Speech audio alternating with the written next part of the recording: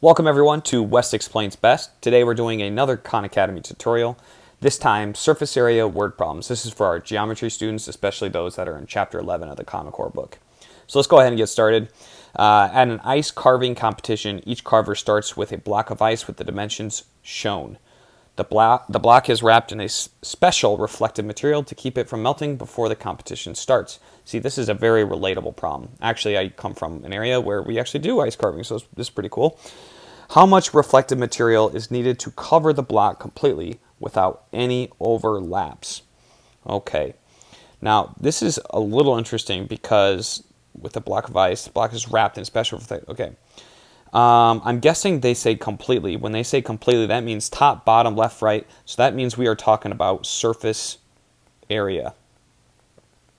Okay, when we're talking about surface area of a prism, surface area is equal to the lateral area. Okay, that's around the sides. Imagine the wrapping, plus the two bases. The two bases are always going to be opposite from each other, and just think of it as the top and the bottom. So in this problem, we can consider the base. Let's change the color for this. So lateral area will make, I don't know, let's make it blue, lateral area. And then we'll make this purple, surface area. Okay, so the total surface area is going to be equal to the lateral area plus the two bases. Okay, so two bases, they're always opposite each other. One sits on the floor and one is on top. So we need to find the area of those. And anytime you use big B, that means you're talking about the area of a base. Little b is one of the dimensions of a 2D shape. Okay, now lateral area is all this on the side. Okay, so if we're talking about the sides, that's the lateral area. Now we have a formula for the lateral area, and I'm going to show that in just a second. Let me just clean this up. Clean, erase. That's one thing Khan Academy needs is a better eraser. Okay, so lateral area is equal to the perimeter of the base, so I'm going to label this big B, perimeter of the big base, times the height. Now, what are we talking about with the height? We're talking about the distance between the two bases. So that distance there, that is the height. And it has to be perpendicular, which it is, because it is a rectangular prism, okay? So let's go ahead and let's start with our lateral area, since that's the tougher of the two. So the first thing we need to understand, let's draw one of our bases. Sometimes if you lay out the bases in two dimensions, it makes it a little bit easier to figure out. So we have 2 and 4. So how would we figure out the perimeter? Well, we need to fill in some of the missing values, so 2 and 4. So our perimeter is going to be 2 plus 2 plus 4 plus 4. Now what's our height going to be? Well, our height are all these units, but we just need to measure one. We don't need to add them up or anything like that, but just what is the length of that? The distance is the same all the way around, and it's 3. So we're going to multiply this by 3, and that's going to be equal to our lateral area. Okay, lateral area, let's simplify this. 2 plus 2 is 4, plus 4 is 8, plus 4 is 12.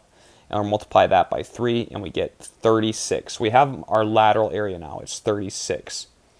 Now we just need to add the area of 2 of the bases. Well, how do we calculate the area of the base? Well, it's length times width. It's actually fairly easy. So we just need to do 2 times 4, and we get the area of the base is 8. So now we have our surface area is going to be equal to 36 plus 16. So that's 52. So 52 square feet. All right, excellent. Stephanie just redecorated her bedroom. She wants to paint her door green, but needs to know the surface area of the door to see if she has enough paint. A very relevant problem. Looks like she's in Europe because she's using centimeters, or she just wants to be more precise, or she just has a meter stick. Whatever. She's got a lot of potential issues here, but she wants to paint her door. So we need to figure out the total surface area. Now, my question is, how is she going to paint the bottom of that?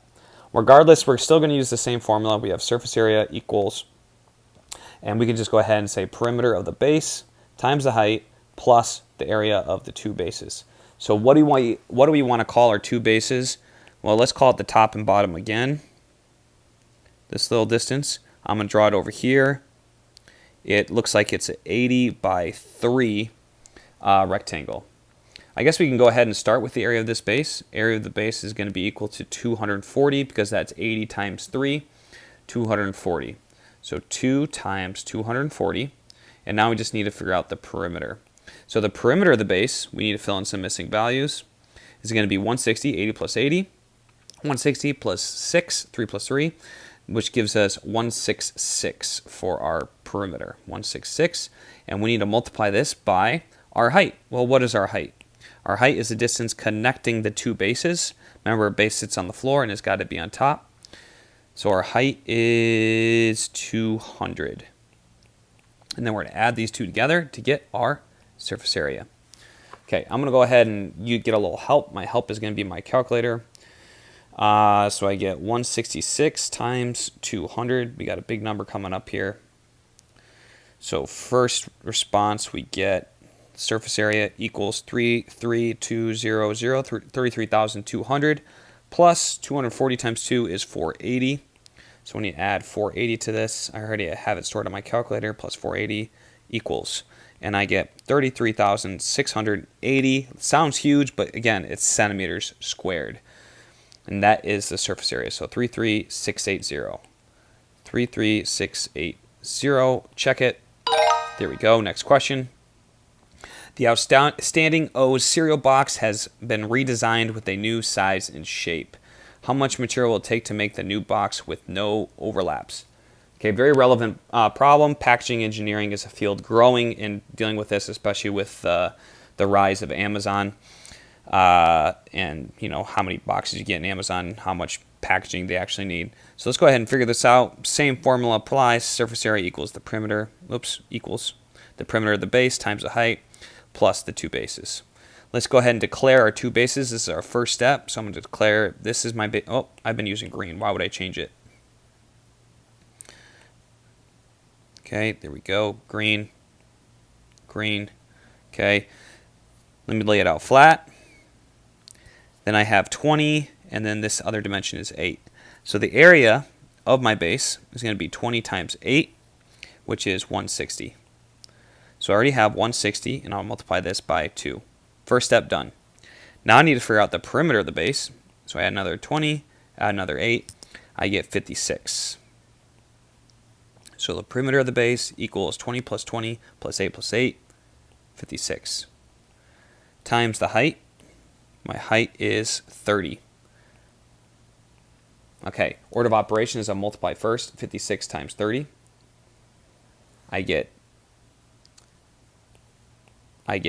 surface area equals 1,680 plus 320. 2 times 160 is 320 plus 320 equals, and I get, what do you know, an even 2,000 centimeters squared.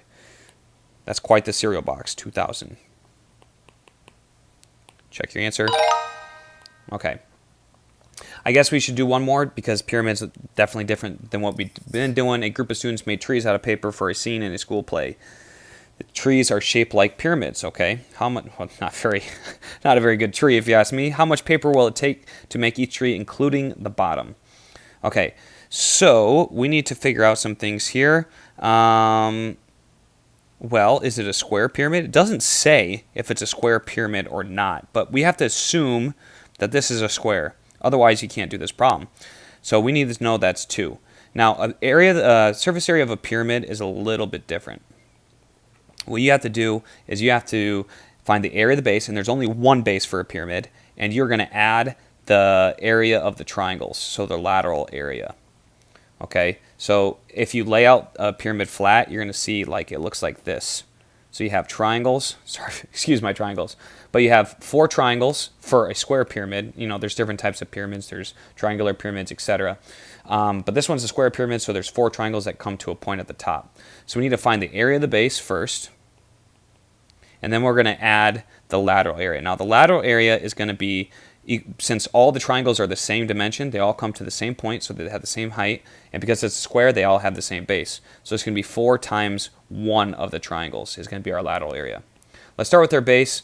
Base is going to be easy. We have a square, so it's going to be 2 times 2. So that's 4. Area of the base is 4. 4 feet squared. Now we need to find the area of one of the triangles. So one of the triangles looks like this. We know that's 2. And we're going to draw our height, which is 4. Okay, area of a triangle is 1/2 base times height. 1/2, whoops, I don't know why it's not writing. Okay, my Apple Pencil stopped working. It's okay, going a cappella here. 1/2 times 4 times 2. Well, 4 times 2 is 8. 1/2 of that is 4. So one of our triangles is valued at 4. Okay, so we need to multiply that by 4 to get our lateral area. So 4 times one of the areas is 4. That's 16. So we're going to add the lateral area, which is 16. Surface area total, 4 plus 16 equals 20 feet squared. Let's put that in, 20 feet squared. Check that answer. There we go. Great sound there, very satisfying. Hope you guys found this helpful, and I'll see you next time on Wes Explains Best.